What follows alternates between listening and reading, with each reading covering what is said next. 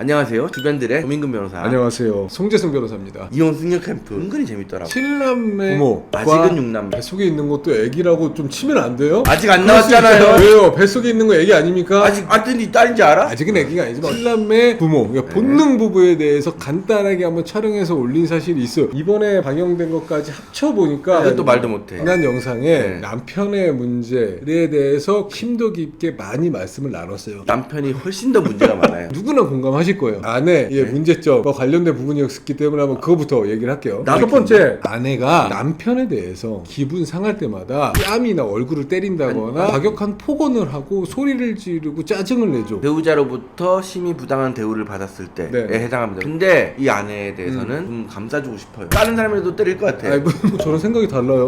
상해 어떤 상황에서도 용납이 돼서는 안 돼요. 이혼한다던가 별거를 한다던가 여러 가지 방법이 있었음에도 불구하고 사람을 손찌검을 한다? 이건 인정돼서는 안 돼요. 법률가로서 지금 상식이 있는 겁니까? 조 변호사님? 왜냐하면 이 사건에서는 남편도 때렸기 때문에 남편이 때리는 정도나 남편의 몸으로 능력을 행사하는 거에 비하면 영상에 나온 아내의 손찌검 정도는 A가 B를 때렸으면 B도 A를 그냥 실컷 때려도 된다 뭐 이런 말씀이에요? 그게 아니죠. 그러면 응대를 안 하고 네. 더 이상 안 살면 되는 그게 거 아닙니까? 아닌데, 같이 살면서 때린다는 거 문제 있잖아요. 이혼소송에서도 양쪽이 다 쌍방이 귀책이 있을 수 있는데 더 귀책이 있는 쪽이 있어요. 한쪽이 때렸다고 해서 다른 쪽도 때렸다. 이거는 쌍방이기 때문에 유책사유가 희석돼서 한쪽의 손을 들어주지 않습니다. 한쪽의 손을 들어주는 경우도 있습니다. 훨씬 더 귀책사유가 큰 경우에. 아내가 남편을 골따기를 때리고 얼굴을 때리는 행동 그건 용납돼서는 안 되는 유책사유에 충분히 해당하는 행동이라는 거예요. 내가 얘기했잖아요. 배우자에게 부당한 대우를 받은 경우에 해당한다. 부부의 일이라는 게 한 면만 보고 판단할 수 없기 때문에 상대방의 귀책이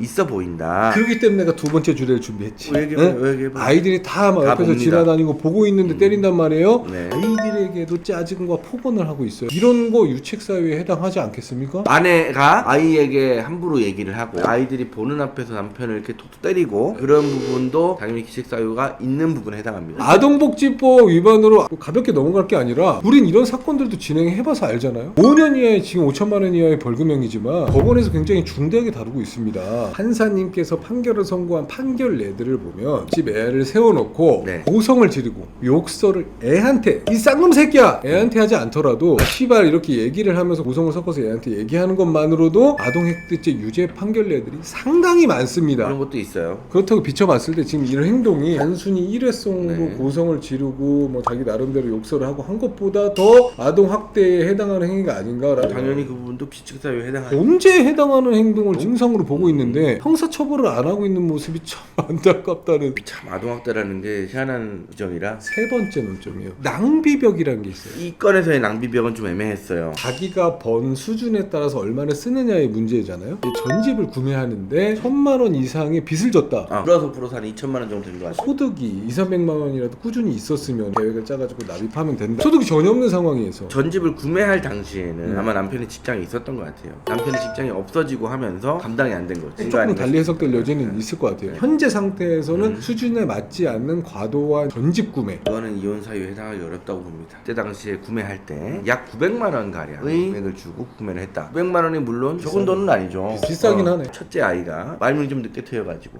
두 번째 아이부터는 전집을 좀 읽히며 교육적 판단에 따라 조금 과도하지만 살 때 당시에는 뭐 한 달에 80만 원에서 100만 원 정도 할부를 갚으면 되겠다 라고 해서 샀는데 직업이 없어지고 수입이 끊기면서 채무가 불어났단 말이에요. 집불도 못 버는데 전집 900만 원 갑자기 딱 사오면은 또 같이 사는 사람 입장에서는 야 이거는 좀 이거 어떻게 같이 사나. 부부의 한쪽만 놓고 얘기할 수가 없는 게 벌어야죠. 뭐라도 해야죠. 굳이 이제 잡자고 하니까 네. 저도 이렇게 생각이 크게 다르지는 않아요. 여성분께서 본인을 위해서 900만 원 갑자기 덜컥 썼다. 자비가 없지. 유책사유가 된다고 볼 수도 있지. 한 푼도 안 버는데 갑자기 힘들어도 900만 원짜리 그 샤넬백을 사왔어. 샤넬백 하나 밑도 샀다고 없이. 이혼당해야 되냐? 난 그건 아니라고 본다. 서민들의 삶을 이해 못하는 너무 부르주아식 발언 아닙니까? 그게 무슨 말씀이에요? 아이들을 양육 지원금을 받아서 살아가는 사람 입장인데 야 900만 원 하나 샤넬백 못 사냐? 못 사죠. 피디님 어떻게 생각하세요? 피디님 찬스 잘 쓰네. 과하기는 한데 게스트로 나오신 연예인분들도 전집 너무 비싸서 전집 좀 그냥 비싸긴 해. 그렇게 버시는 분들도 부담스러워 하는데 이런 가정에서 선택했다는 게 과하다고는 생각이 드는데 마음은 이해는 하긴 해요. 근데 판단이 조금 미숙하지 않았나. 그렇다면 이거 전집 산 거 가지고 이혼 당해야 돼요? 당할 수도 있죠. 아니 샤넬백까지 아니다. 예시를 들었잖아요. 하지만 샤넬백 샤넬백은 네. 사치의 목록인데 전집 같은 경우에는 부유하게 사치 부리려고 쓰는 게 아니고 교육의 목적으로 그렇죠. 하기 때문에 이혼 사유가 되게 조금 애매하지 않나 싶어요. 억울하죠 가지고 이혼당. 그러면 그게 샤넬백이다. 그러면 이혼 사유가 돼야 하지 않을까? 그렇다니까요. 샤넬백 하나 가지고 이혼당하기는 너무 억울합니다. 이거 그대로 내보내시고 가감 없이 네. 댓글로 이제 생각 다를 수 남겨주시고요. 있으니까. 마지막 주제인데 아내의 유책 사유라던가 뭐 문제점 이런 거는 사실 여기까지밖에 말씀드릴 게 없었어요. 남편이 아이들이 옆에 계속 있는데도 아내가 거부하면 계속해서 스킨십을 시도하고 우리 한번 할까? 결국에는 10살짜리 아기가 짜증을 확